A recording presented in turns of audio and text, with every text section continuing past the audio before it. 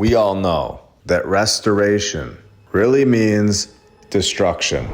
Welcome to Portland, Maine, where we are given the United States Custom House, a structure that we are told was completed in just 5 years. And of course, would have gone a lot faster if it wasn't for all the delays in obtaining the granite for the upper stories. It's incredible. Where the need for the new custom house. Wait, a new one?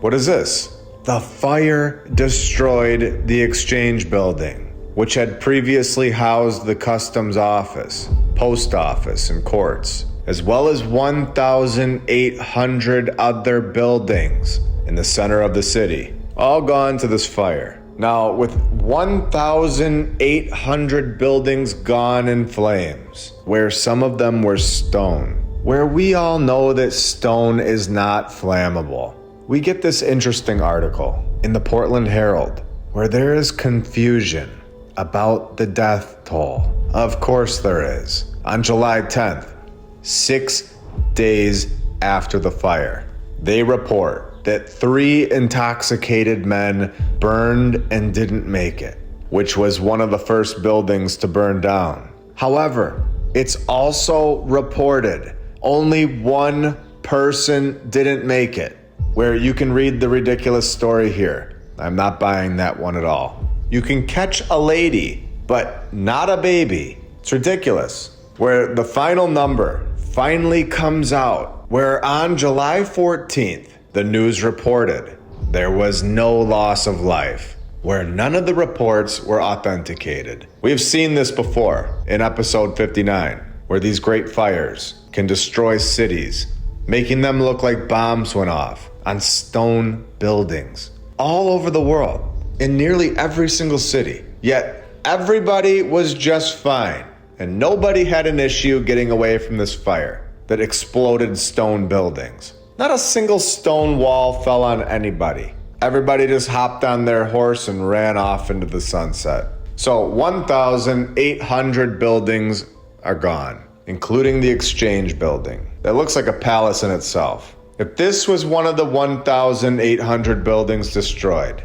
could you even imagine what this city looked like? No power tools, riding around on horses and wagons. They were just all living in palaces, throwing another column in there just for fun.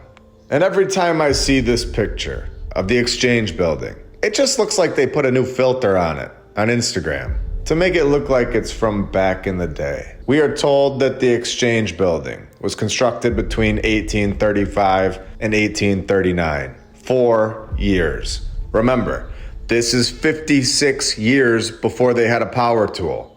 And this is where every single person should see that they are being told a massive lie. Knowing what we know about all of the historical patterns, get ready. Here we go.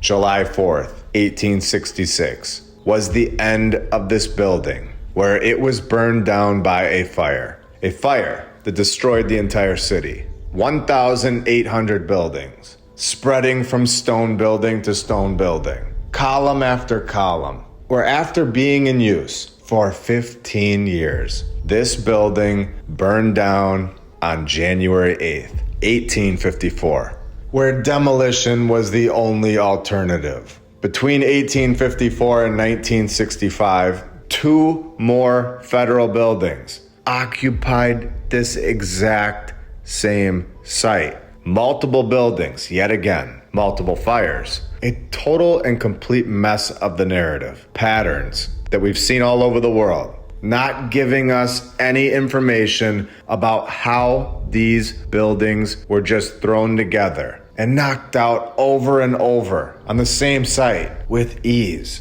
The ones that remain are incredible. Go inside one of them.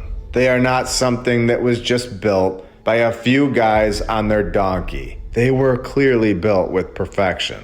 So let's go deeper and investigate this man, this character that we were all given, Richard Bond, where he is pinned to the North Congressional Church from 1836, a church that is beating our churches today, just barely, with those nice vanilla skies. And the sky wipeout didn't work that well. As you can see, the tree is all messed up. So they just knocked this one down. They just didn't need that one anymore. 4 years later, he knocked out another church in Boston, where in 1912, they were just using it to repair people's shoes. They had so many buildings from the previous civilization, all just sitting around, that they could just turn it into whatever they want, or just knock it down, just like they did with this one as well. So Richard Bond is just knocking out castle churches and Greek Revival public buildings. He was born in 1798. He was son of a farmer. Remember that. He just establishes himself as a carpenter. And then next thing you know, out of nowhere, he is now an architect. Which school did he go to? Who trained him? None of this would be an issue for Richard. He would join forces with Isaiah Rogers and form Rogers and Bond, where you're never gonna guess what Rogers' dad did. This guy was also a farmer. Everyone was just either a farmer or a master architect in the 1800s. There's no in between. And if you're a farmer, your kid is destined to be a master architect. This is incredible. And we've all seen the Hannaford and Sons. And they're now mixing narratives here with his wife named Hannah Ford. Hannaford and Sons. The AI name generator has obviously ran out of names. Very odd. So Rogers and Bond, this firm, only lasted until the following year, of course, when Rogers left for Boston. So Bond, with all of his training from nobody, went on to work alone until 1850, where he would go on to construct palace after palace after palace, where nearly every single one of them were demolished. And we're just getting started today. Welcome to episode 82 of My Lunch Break. I hope you're all having a great day. And if you're new, welcome.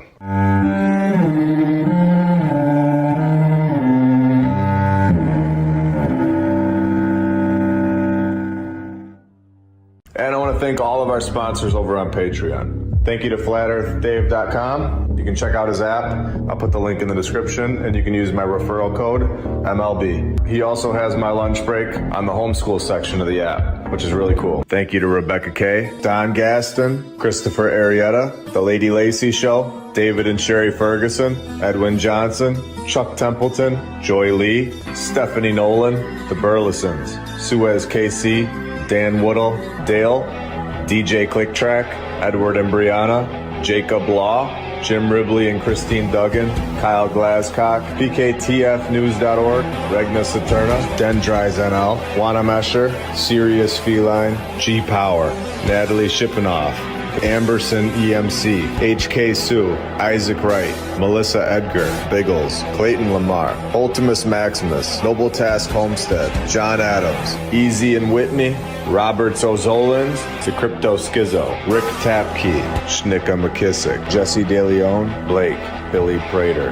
Magnus, Baraplegic Coffee, The Phoenix Art, Jetski Chuck, The Arnolds, 3D6.Space, Attila Power, VKH Bonner, Rod James, Bell's Clarions for God, Forbidden Gecko Love, Justin Grobner Grubb, Leah Strong, Peter Batani, Dakota Dunn, Eric Martinez, Ivan Apoctoli, Jim Bro, Edwin Rice, Helmut, Charles Kruger, Glenn Gunderson, Pacific Crafted, HaggardT-shirts.com, Meta, Jason Hochberg, Marie C, ValleyMedicinals.com, Old World Exploration, Kyle Logan, Bobo, Alina and Chris the IT Guy, Ron Mower, Devlin McGregor Pharmaceuticals, David and Irene, Michael Dingyu, Michelle Wilson, Patriot Armory, Tom O'Hara, Wayne T, Michael D. Connor, William Royal, C3SCOB, Ancient Tallow, Jeffrey Temple, Lil Miss, Lisa Boutwell, SonyaDane.com,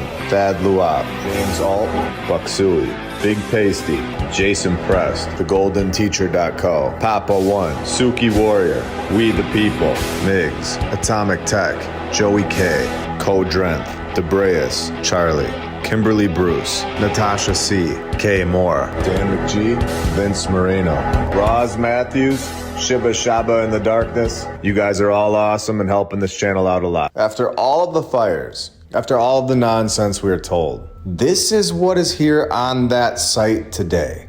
where I believe that this building has always been here and survived all the destruction and the rest. You can even see that it is partially buried into the ground. I believe these steps, they were never there. And this is our civilization adding that in. The front door to this place is lower and was possibly buried and is now in the so-called basement, where the basement was originally the first floor. And this has now changed. We've seen this all over the world, over and over, where the front door is always lower and is now possibly buried. And here is where things get very weird. Remember, we have Bond and Rogers, friends, teaming up for a year. Well, now we have the architect of this place, being Alfred B. Mullet.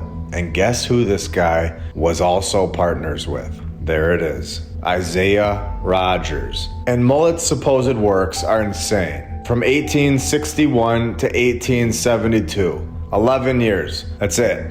He knocked out 17 palaces in 11 years, if you can believe that. This is before the power tool. Now I'm gonna ask again, how are we to believe that every single architect in the world, every single builder was perfect? Over and over, they were perfect. There was never a mistake, and these buildings are incredible today. We can all see them. They're not something that we're making up. These places, you can actually go inside of them. And there was never a mistake. And these people could supposedly build palaces in 1 to 2 years, over and over and over. 11 years, and he knocked out 17 palaces. And we never questioned this before. Well, that's all changing now. I know that our current civilization, with power tools, with computers, with all the technology, all the training, everything, we do not knock out 17 palaces in 11 years today. We don't do that. And I know we cannot do that without power tools. And we have had a lot of people confirm this. We know this. Without power tools, our civilization could never do this. Yet they did it all the time, 200 years ago. So something is off about this narrative, and we know this. So let's go further. Was this just the post office guy? Where 15 of his buildings were post offices. Did the Treasury Department, did they own this guy? Or did they create this character? Did they make him up? Where this post office in New York was designed by the office of the supervising architect of the Treasury Department under Alfred B. Mullet. Has anyone ever heard of a 27-year-old master architect? I think we've shown one before in the past, about 60 episodes ago, where he was knocking out castle prisons. If you missed it, today's your lucky day. Alfred B. Mullet was born in 1834 in England, where his dad bought 80 acres and enrolled at Farmers College. I have to be honest, I laughed when I saw that one. Incredible, 3 for 3 today. They had to just get the farming part into the narrative somehow. This narrative is 100% AI generated in my opinion, without a doubt. It repeats itself over and over. And if you didn't understand what to look for, you would never find anything. But now that we know exactly what to look for, we find it all the time. And if you didn't understand what to look for, you would never find anything.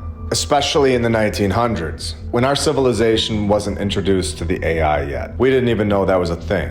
But now we do. So we find it very easily. It's all right here for us, right on your computer. You don't have to go to the library and dig through thousands of books anymore. Born in 1834, and his first project started and completed in 1861. And this story is insane. Correct me if I'm wrong, but it says that on March 10th, 1861, they got the land from Allen. Alfred's first project was approved. And just 16 days later, the foundation was finished with the laying of the cornerstone, where I know it now. I've mentioned this a few times, but we have this 100% pinned down now. We are exposing this right now, in real time.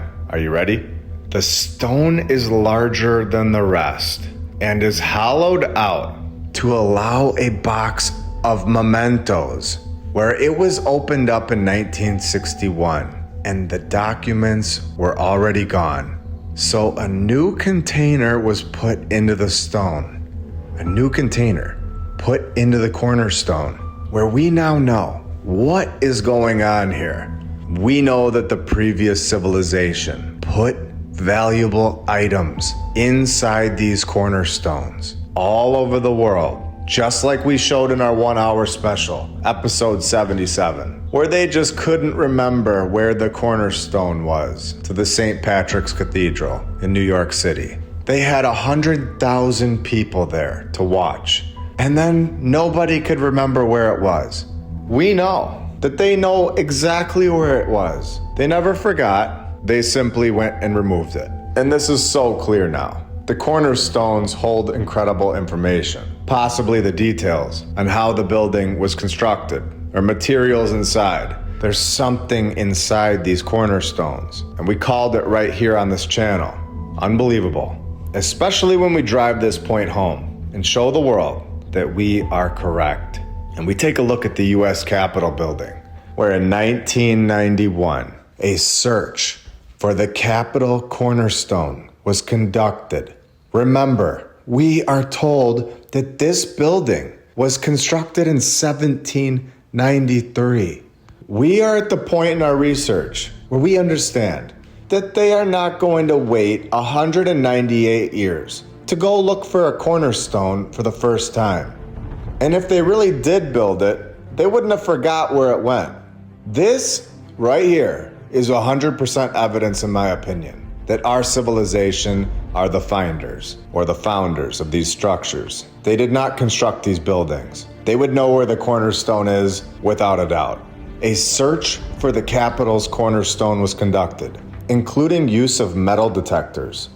Metal detectors for stone? The cornerstone. Are you able to see very clearly now? To locate the engraved plate. It was, of course, never found, so we are told. Where we know that they located it and found whatever was inside from the previous civilization. These cornerstones hold something incredible inside them. And today, we have taken our research a massive step forward, where we all now know this information as well.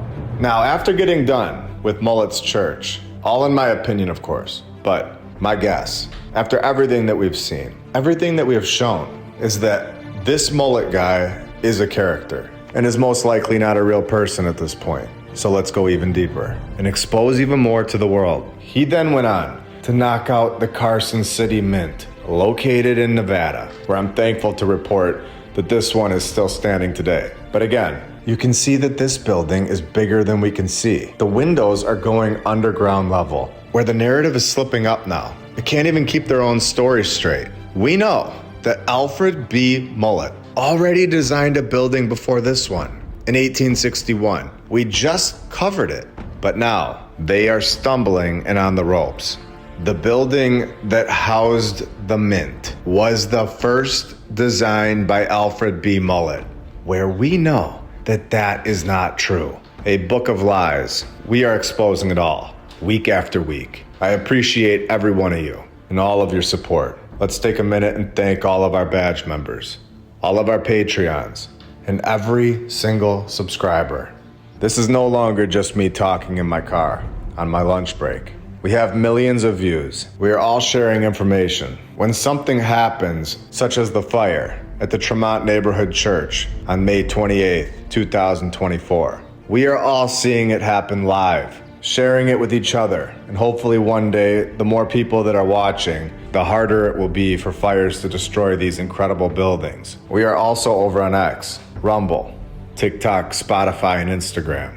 Now, I enjoy sharing these buildings and sharing their narratives, proving that they are from the previous civilization that was not here as far back as we all thought. I enjoy sharing the ones that are still here today, so that if you're in the area, you can go and see them for yourself. Incredible places that have been hiding right in front of our faces for so many years. Because so many times we see where they are demolished, just like we see with this supposed post office that Mullet is also pinned to, where they called this thing Mullet's Monstrosity, built in 1880, we are told, and it was not received well. They didn't like this, if you can believe it. So they knocked it down in 1939. So I'm not sure who wouldn't like this, but I definitely wouldn't mind one or even two of these in my town today.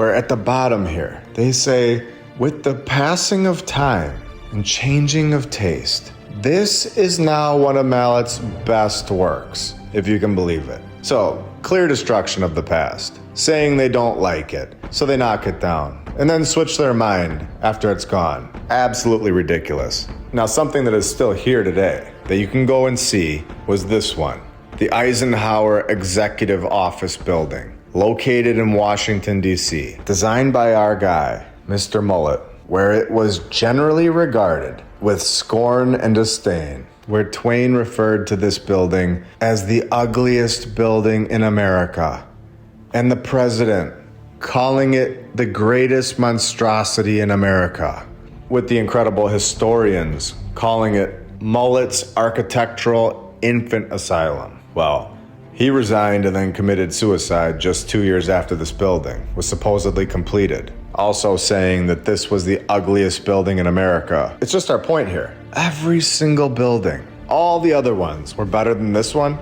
Nothing was worse? Really? I mean, I know for sure I can find like 3 buildings right down the road that look worse than this one. Imagine, in all of America, saying that nothing was worse than this. I'm so glad to say that it's still here today, where it does hold the fire narrative. Once on Christmas Eve in 1929, and again, December 19th, almost Christmas Eve, 2007. When it nears Christmas time, stay away from that building. The main office was destroyed in 1987, and shortly after, 2001, you know the date. I'm not gonna say it on this channel ever again. And we all know why. The 17th Street side of the building was randomly vacated and then destroyed. It also survived the 1957 demolition project. Here are some other buildings pinned to this guy's name, a very interesting character that needed to be shown to the world today. During a time period without power tools, able to construct so many buildings that would blow our minds today, that if they were built in any of our towns, I think a lot of us would be happy about it. Building them in so many states, all during the same time period, where this guy must have been riding around on Seabiscuit and wasting zero time, riding the heck out of that horse to get to his next destination, over and over. Palaces in Boston, palaces in New York, hitting 21 states in his career. Ohio, Nevada, Wisconsin, Maine, California, Oregon, South Carolina, Washington, D.C., Louisiana, Idaho, Illinois, Indiana, Missouri, Tennessee, Pennsylvania, North Carolina, Michigan, and Connecticut.